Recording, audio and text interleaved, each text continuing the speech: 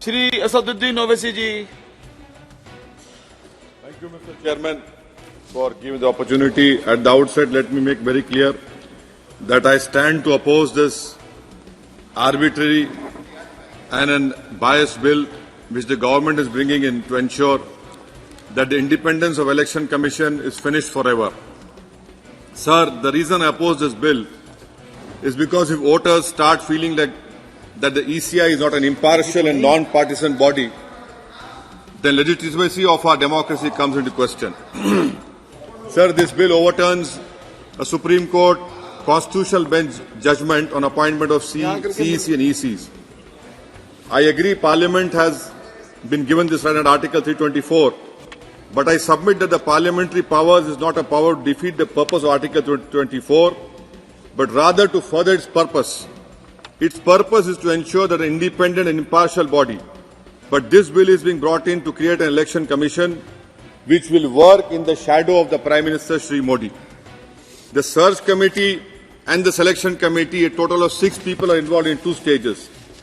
And out of these 6 people, there is only one independent person, that is LOP. Every other person is either part of the ruling party or officers who are serving under the government. Obviously, anyone they recommend will be a person who is acceptable to the government. Anyone with independent mind will not be accepted. The allegation of bias will be difficult to defeat, sir. What is the problem the Prime Minister, Mr. Modi, has in having Chief Justice of India as part of the committee? The government has given no reason to exclude the voice of legislature and judiciary from the appointment. The appointment process, sir, is now in fully control of the executive, that is the Prime Minister. Having CJ in the committee will add legitimacy to ECI in the eyes of the public. By bringing such a legislation, you are ensuring that the legitimacy which the ECI enjoys now, it decreases in the eyes of the common people. Sir, what is worse, sir, Chairman, sir, under Clause 8.2, the selection committee can recommend the name of any person, even if they are not part of the list of names provided by the search committee. So what will the law minister do? An article under Clause 7 to an appointment will be valid even if the selection committee is not validly formed or even the committee has vacancy. The government is openly saying that once they have chosen a man or woman, then it cannot be challenged even if it is improperly done. So without even LOP, you can take anyone. Clause 5, sir, says that EC or CEC can only be someone who served as secretary to the Government of India. Why? Why only secretary?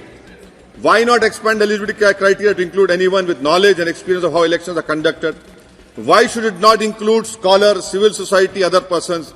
We can place a condition that members must not be elected or appointed officers or hold government position in the executive, legislative or judicial branch at the time of the appointment. We can add a condition that any past political affiliation can disqualify them. But to limit the appointment, sir, to the people who are secretaries of Government of India, the government is basically saying that so long as you are faithful to us, we will ensure that you get a rightful post under the executive. Their proximity to the existing government is being considered as a qualification when it should be considered otherwise. So proximity and faithfulness and capitulation are very important for anyone to become or to get all these posts. Now come to Clause 6, Chairman, sir. It provides a search committee must be constituted under the chairmanship of Law Minister. Now who will appoint the 2 other persons? Will it be the Law Minister? Why create this facade? Say openly that the Prime Minister will appoint and get done with it. The law is unclear on who will appoint this committee, who will appoint the other 2 persons. More than this, it is obviously a political process with no independent or impartial voice to suggest names, other than those who are acceptable to the Honourable Prime Minister.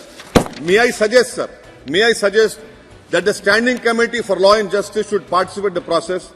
If you don't want the committee to prepare the list, let them at least collect recommendation or nomination of eligible people. Let the committee at least interview the people who the search committee recommend. Let there be a democratic process through which the appointees are filtered. And what is the procedure to be adopted by the selection search committees? Will it be majority or consensus? Will the dissenting party have a right to make the dissent public? Who will the minutes of meetings, will the minutes be made public? Will it be laid before this August House?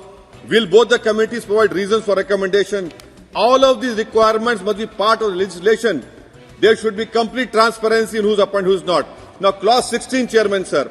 Look at this clause 16. It provides a blanket immunity to EC and CEC from any proceedings for any act done in the course of the duty. I mean, for example, if they have done a patently illegal thing, shouldn't the High Judiciary have a chance to assess their merits and hold this person accountable? Why is it that you're doing this? I mean, and who are they? No one is holy cow in democracy. There should be right to, even if the Prime Minister does anything wrong, he's subject to correction by judiciary. Now, sir, a constitutional bench in Anup Baranwal, I am just reading paragraph 9, sir. I know I have limited time. In paragraph 9, the Supreme Constitutional Bench Supreme Court says, the executive alone being involved in the appointment ensures that the commission becomes and remains a partisan body and a branch of the executive. The independence of the commission is intimately interlinked with the process of appointment. Paragraph 165, the Constitutional Bench says, he must be chosen, the election commissioners must be chosen not by the executive exclusively and particularly without any objective yardstick. You are completely doing what the Supreme Court has said.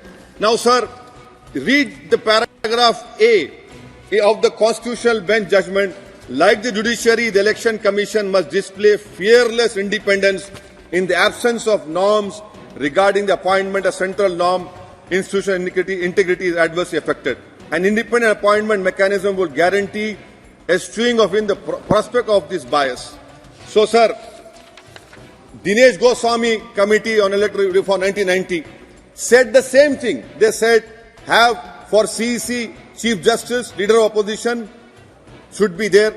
Then for Election Commissioner, Chief Justice, Leader of Opposition, Lok Sabha should be there. National Commission to Review Working of Constitution Report 2002 said Prime Minister, LOP, Leader of Opposition, Rajya Sabha, the Speaker of Lok Sabha and the Deputy Chairman should decide who should be made CEC and ECs.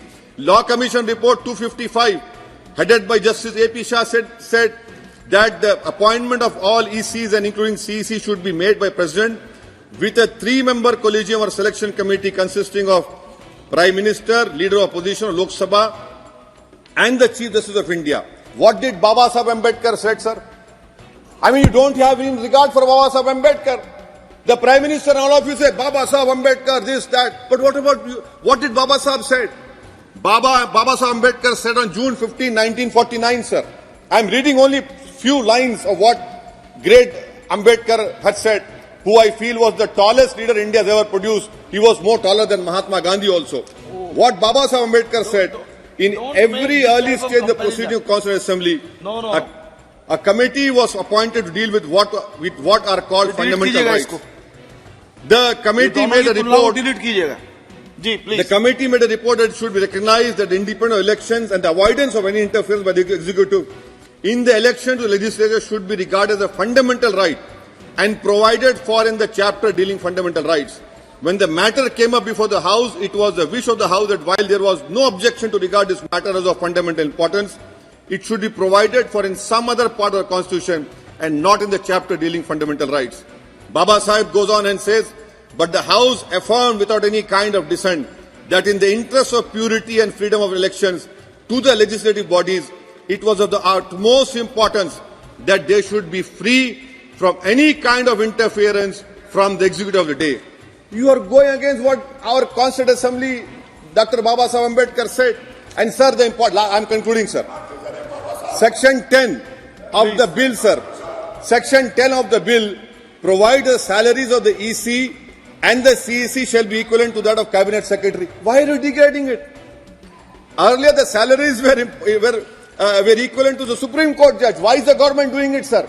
To control them. Now, please. And I'm concluding, sir. Both important, sir. Because the salaries and benefits available to judge of Supreme Court can only be altered by Parliament. Whereas if the benefits according to Cabinet Secretary can be decided by the Executive upon the recommendation of Pay and Commission. So, sir, this is very important that the Election Commission funds are not being drawn from the Consolidated Fund of India. Can the government change it? And that is why, sir, I feel that this will create a trust deficit in the eyes of people for CEC and the ECs. This will be wrong for our democracy, because if an impartial and non-partisan body is not there, then the legitimacy of our democracy comes into question, sir. That is why I stand to oppose the bill. I do not know whether the Honourable Minister has authority Sudhir to Gupta accept ji. others. And thank you, sir. Top Selection Computers sales and services technology के इस दौर में हम लाए हैं आपकी खिदमत में branded Dell HP desktop laptop और सीसीटीवी कैमरा 15 सालों से 3 से 5 लाख कस्टमर्स को सिंगल और bulk quantity wholesale price with latest generation school colleges corporate office को हम सप्लाई कर चुके हैं। इसके अलावा एक्सपर्ट इंजीनियर्स की निगरानी में रिपेयर चिप लेवल के सर्विसेज भी अवेलेबल है। अगर आप घर दुकान और लोकेलिटी को क्राइम फ्री और सेफ रखना चाहते हैं तो हमसे इंस्टॉल करवाइए सीसीटीवी कैमरा HD क्लैरिटी और वो भी बेस्ट क्वालिटी और बेस्ट प्राइस के साथ। और address Vijayanagar Colony beside Ryan Hotel Hyderabad. Director Syed Rashid Ali Maji. Contact 9849715954।